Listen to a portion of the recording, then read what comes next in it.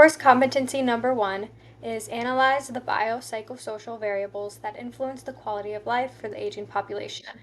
I met this competency as I learned about the various biological, sociocultural, and psychological factors that affect the quality of life for the aging population.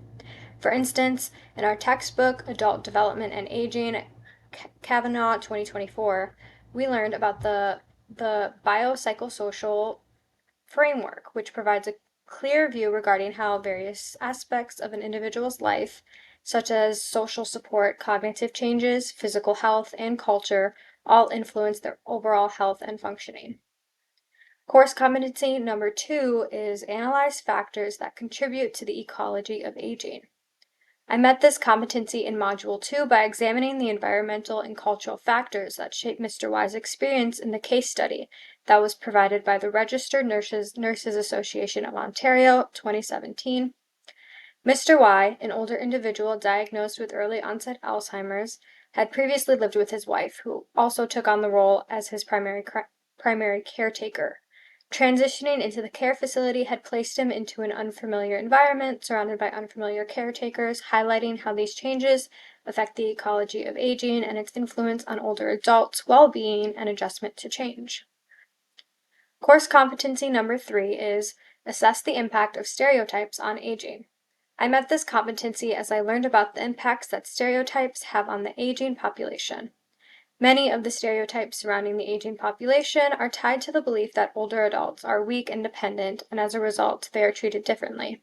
An example of this that I learned from an article by Stalsnow 2022 is elder speak, or baby talk, a patronizing and simple manner of speech, and this form of speech is disrespectful and can seriously undermine an elder's sense of competence. Course competency number 4 is investigate the significance of culturally sensitive practice. I met this competency as I learned about how essential culturally sensitive practices are to the care of the aging population. Culture has a large influence on various factors within the healthcare system when it comes to care, such as communication, spiritual beliefs and practices, dietary habits, end-of-life decisions, and much more as discussed by Geriatrics 2025. Understanding this is crucial to providing appropriate and compassionate care. Course competency number 5 is appraise the values of social networks on successful aging. I have met this competency as I learned of the impact of social networks on physical and mental health in aging.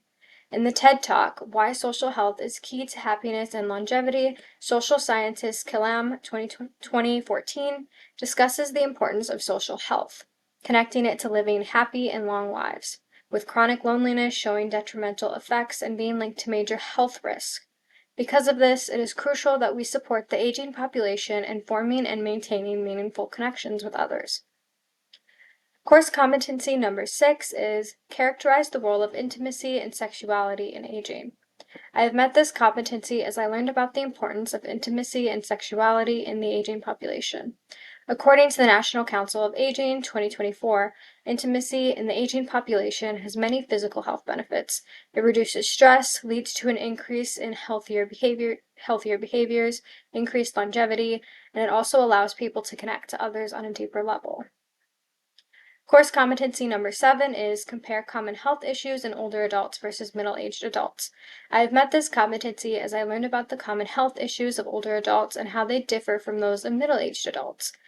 As people age, the likelier it is for them to be more at risk of developing certain health conditions.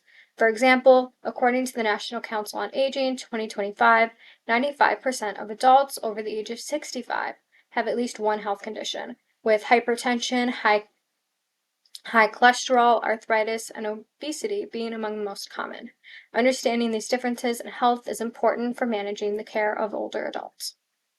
Course competency number 8 is examine the implications of caregiving for older adults.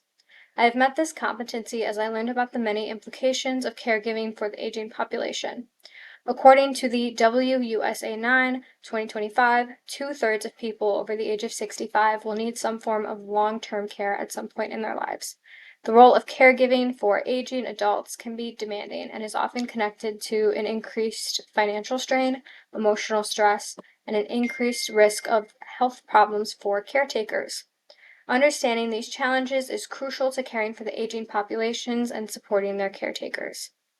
Course competency number 9 is analyzing how the value of work in American society affects attitudes about retirement and leisure.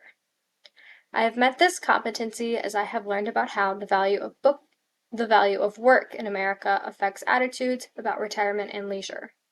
According to our textbook, Adult Development and Aging, Cavanaugh 2024, in America, one's occupation is often a key element to a person's self-efficacy and identity. Because of this work-centered culture, retirement is often stereotyped as harmful and is associated with a loss of purpose, though research shows that this is not necessarily true. Understanding these attitudes is crucial when it comes to understanding how cultural values affect retirement.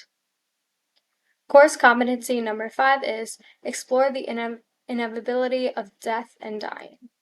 I have met this competency as I have learned about how the aging population perceive and cope with the inevitability of dying and death.